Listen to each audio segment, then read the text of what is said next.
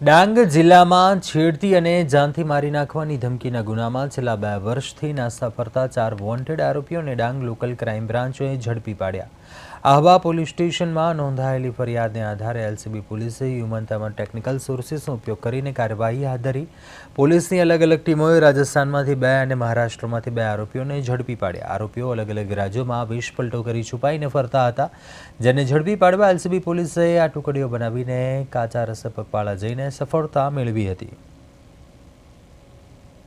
દરબારમાં આવેલા લોકોમાંથી એક ફરિયાદી બેન દ્વારા છેડતીની ફરિયાદ કરવામાં આવેલ હતી અને આ ફરિયાદમાં 4 આરોપીઓ 2024થી નાસ્તા ફરતા હતા અને એમની તપાસ કરતા એલસીબી ટીમ દ્વારા એમની લોકેશન રાજસ્થાનમાં મળી આવતા 2 આરોપીઓને રાજસ્થાનથી અને 2 આરોપીને મહારાષ્ટ્ર બાજુથી પકડી પાડવામાં આવેલ છે અને આ બહુ સારી કામગીરી કરવામાં આવેલ છે અને એનાથી એક સ્પષ્ટ મેસેજ પણ આપવામાં આવે છે કે ડાંગ દરબાર હોય કે કોઈ પણ અહીંયા મેળા હોય એમાં કોઈ બહારના વ્યક્તિ આવીને અને કોઈ ગુના કરીને જાય તો અહીંયાની જો પોલીસ છે ડાંગ જિલ્લા પોલીસ દ્વારા એમને છોડવામાં આવશે નહીં।